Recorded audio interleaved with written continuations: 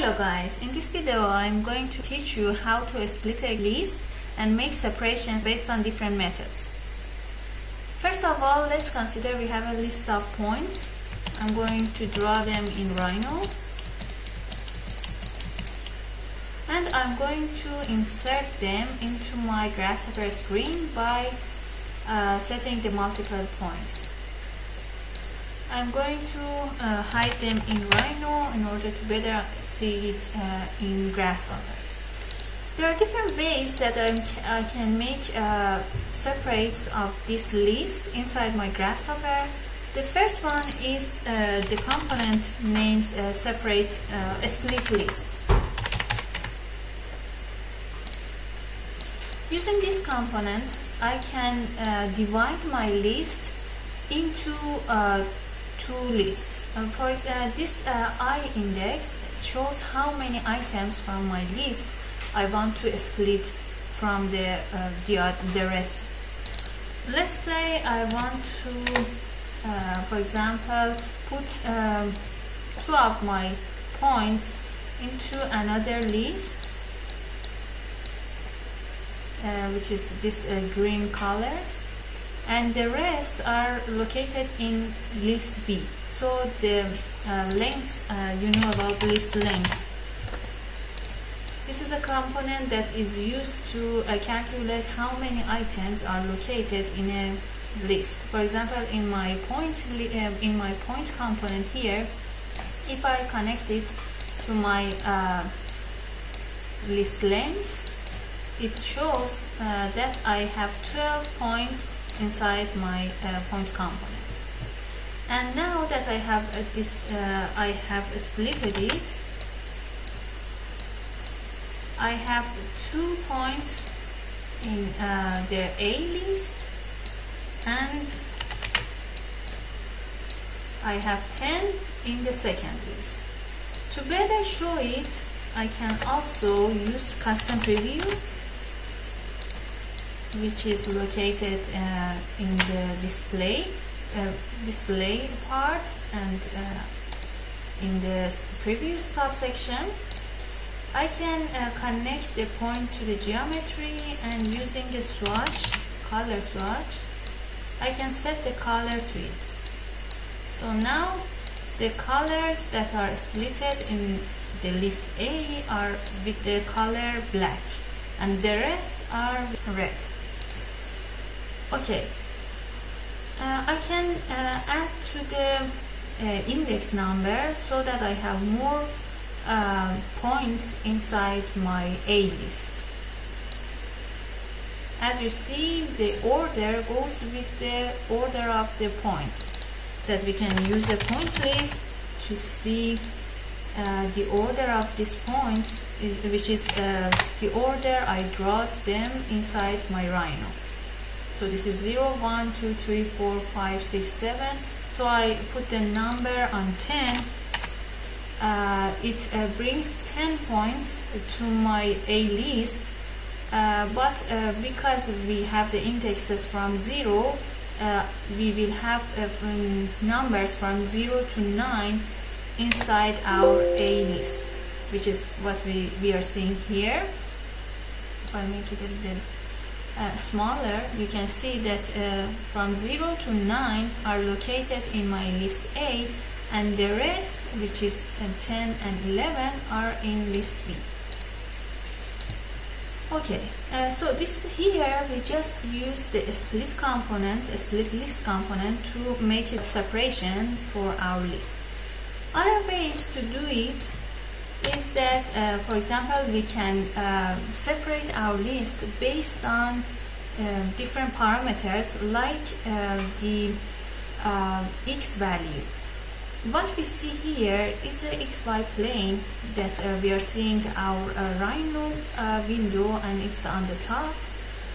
So in this XY plane, we can see that our points are distributed. So we have points that are located in here which have a x and y value that is more than 0. and this part is has a x value of below 0 and a y value of more than 0, and similar parameters can be considered for these parts that we will speak about. So let's consider I want to separate my list based on if they are located in this part, which has a x value, or just this part, which has a x value that is more than 0. How can I do this? I can use the component dispatch, and using this component I can say that I want to make a pattern for it. What is a pattern? A pattern is what I call the points to be calculated based on, and then be distributed in two lists of A and B. So I want to check them based on their x value. I'm using the Deconstruct Point, which is a component for extracting the x, y, and z value of my points. I'm just working with the x value, so I don't consider y and z, and just consider this one. And I want to check them if they are more than 0 or not. So I use this component, which is the larger than, and you can find it inside the mass and operations part. It's in here. I'm connecting the x value to its a, and the b would be 0. So this is the pattern. And I'm using this output, which is more than. I can also use larger or equal to. It depends on what you desire, but now I'm just using this one. And I want to have two different outputs. So the first output will be in color black, and the second one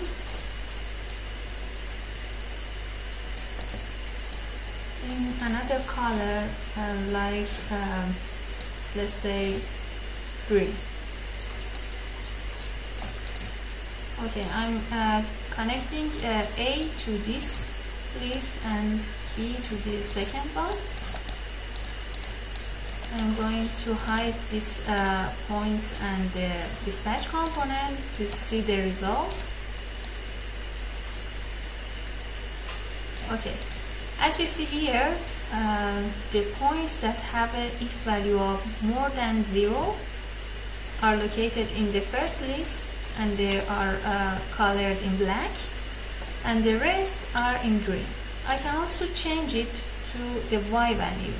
So these points that have a y value of more than 0 are black, and the rest in green.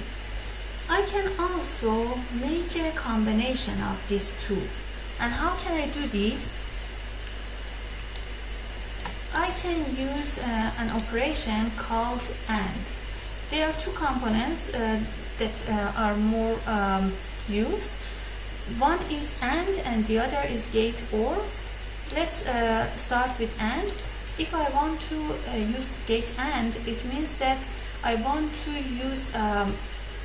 to extract points that have both x value that is more than 0 and also y value that have value of more than 0. So I'm going to use this component for both of them, for x and y. And I'm going to connect the output to A and B, and it makes a combination of both of them, and using the R, which is the result, to the pattern.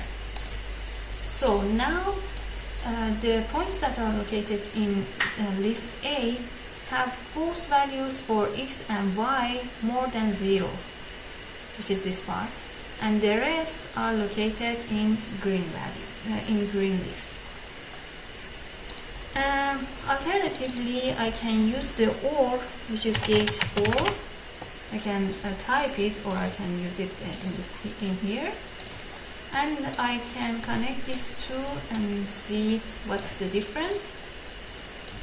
As you see here, it says if the x value or the y value is more than 0, put it in list A. Otherwise, which is if none of them are more than 0, put it in list B.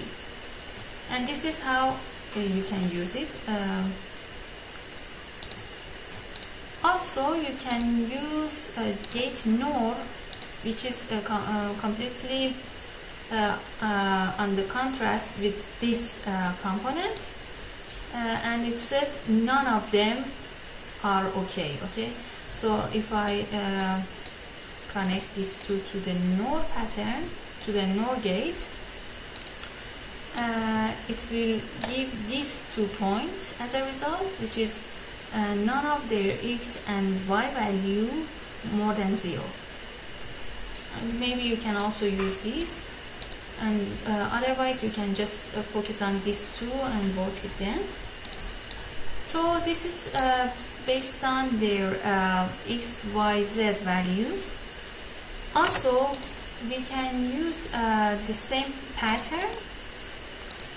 Let's just hide the result. Okay.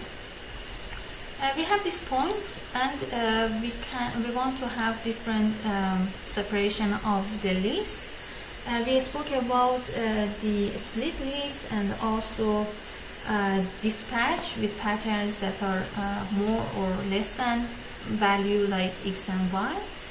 But also the dispatch component has some pattern inside, and it's by default, which is a true and false. I can also put it as a panel in here, which is it was inside it. It was true and false, and it's important to write this true and false with a big or caps on the T and F. It's important, otherwise it doesn't work.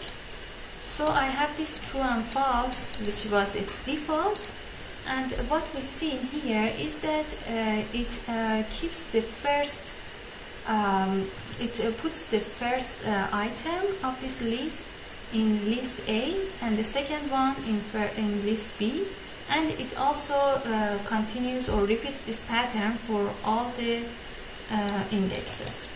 So let's see what we have in here. As you see, 0, 1, it is true, false, true, false, true, false, and it continues to the rest of the list. Also, we can change this pattern to, let's say, true, false, false, which makes 2 green points and 1 black one. As you see here, it's a true, false, false, true, false, false, and also any other combination of this true, false may result in different options of the separation of the lists into 2 new lists of A and B. So this is based on the true and false. The other way to make a separation of the lists is if you want to consider a boundary. Let's say we have a circle inside our Rhino, and we want to separate our list of points based on the fact that they are located inside our circle or outside of it. So I'm going to bring my curve inside my Grasshopper, and using the component point in curve, which is located in the curve part and in the analysis here, or just by typing it, we can connect the points to its point input and our curve into its curve, and then we have a output of the pattern which says if they are located inside or outside. Also, it has a second type which shows that if they are these points have a coincidence with the curve or not. But we will speak about this part in the near future. So now they are separated based on if they are located inside and they are black, or they are green and they are outside of our curve. And if we relocate our curve, we see that the points will be also changed based on their pattern of being inside or outside our curve. But I also told you that it has a third also option that says if the points are inside, outside, or have coincidence with our curve. And how can we separate our points based on these three types? Okay, for doing this, we can use a component named gate, string gate.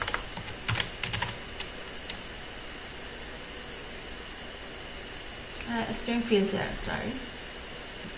And we can find it inside our lists and inside the tree part in here, a string filter. Using this component, we can say that if we have more points, let's say I want to add to my points and make some of them have coincidence with my curve. And now I'm going to bring them again to my Rhino screen. Also add some of them that are in here. Okay. Now we have the three types. If I connect the panel to the result, we will see that we have 0, we have 1, and also we have 2. Which 2 is these 3 points that are located inside. These 3, 1 here are points that are located on the curve, and the rest are just outside of it. Okay, how can I use this? In this part, I still use the dispatch, and I dispatch my list based on if they are inside, outside, or have a coincidence. Why am I using this string gate? That's because the dispatch component has 2 outputs. So it's just for being inside or outside. But I want to have also the points that are located on the curve. For doing this, I can have 2 options. First is to use this equality component and put the pattern to be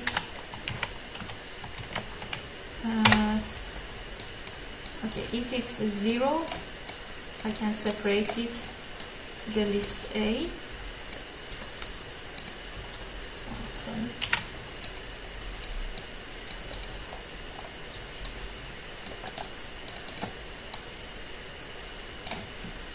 I'm hiding the points in order to better see the result. So if it says if it's 0, which is outside, separate them in list A. Otherwise, the rest are in list B. The second, I can change it manually to see different types of the coincidence outside or inside. The other way is to using this string filter. So instead of doing this, I'm going to use this, and I'm going to have the equality for the 0, 1, and 2 as it's indicated in the point origin relationship.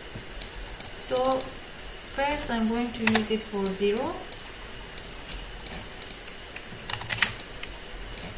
then for 1, and at the end for 2.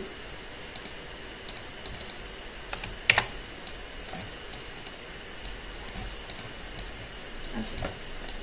I'm going to have these 3 patterns and connect them to the dispatch component. So one for equal to 0, one for equal to 1, and the other for equal to 2.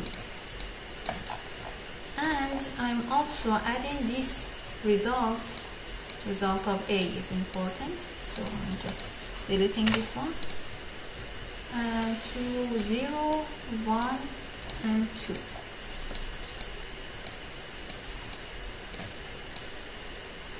Okay. I will explain it in a short time, just bear with me. And this has a gate. And what is the gate? It's something like a value list, and by default it has 4 options, but we want to use the 3 because we have 3 options of inside, coincidence, or outside. I'm also letting it will clear it based on what we have in here. So 0 is outside. I'm going to say the same. Outside equals to 0.